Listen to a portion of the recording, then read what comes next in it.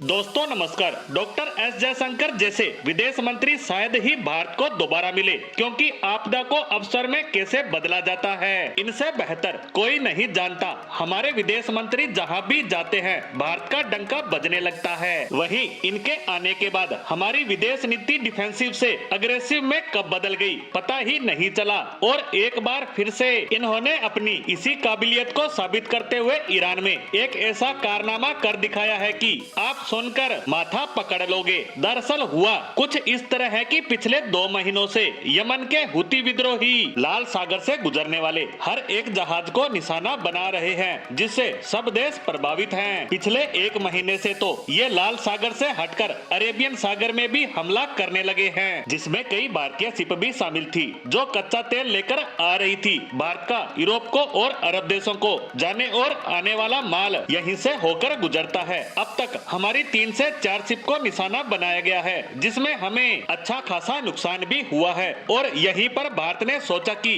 क्यों ना इस मौके का फायदा उठाया जाए और अरबों डॉलर कमाए जाएं, और होशियार बनने वाले पश्चिमी देशों को अपनी ताकत दिखाई जाए, और ऐसा भारत ने किया भी। दरअसल रिपोर्ट निकलकर आई है कि भारत हुती विद्रोहियों के हमले से बचने के लिए ईरान से कच्चा तेल खरीदने पर विचार कर रहा है। यहाँ तक कि इसको लेकर ईरान के साथ बातचीत भी शुरू हो चुकी है। इतना ही नहीं, रिपोर्ट तो यह भी आई है कि भारत ईरान से कच्चा तेल फिर से खरीदना शुरू कर देता है तो ऐसे में ईरान भारत को बम्पर डिस्काउंट भी देगा, क्योंकि ईरान पर अमेरिका के और यूएन के खतरनाक प्रतिबंध लगे हुए हैं। ऐसे में कोई भी बड़ा देश ईरान से तेल नहीं खरीदता, और आप तो जानते हैं ईरान एक बहुत बड़ा देश है और यहाँ गैस और कच्चे तेल के विशालकाय भंडार हैं, और इसके बावजूद इनके आर्थिक हालात काफी खराब हैं। इतनी गैस और कच्चा तेल होने के बाद भी ये अपनी फाइनेंशियल कंडीशन को बेहतर नहीं कर पा रहे हैं। ऐसे में अगर भारत इनसे तेल खरीदता है तो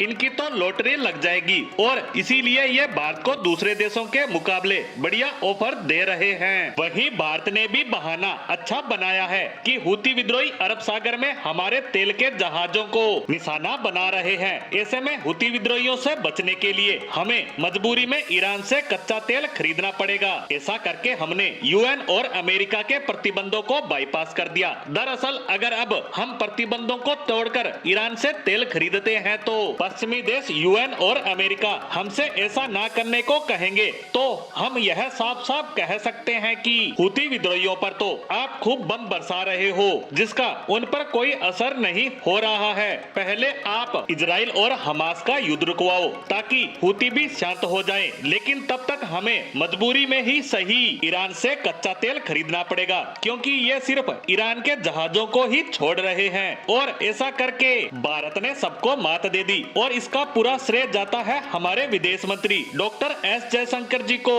इसी के साथ हमारी आज की पोस्ट को यही विराम देते हैं। धन्यवाद।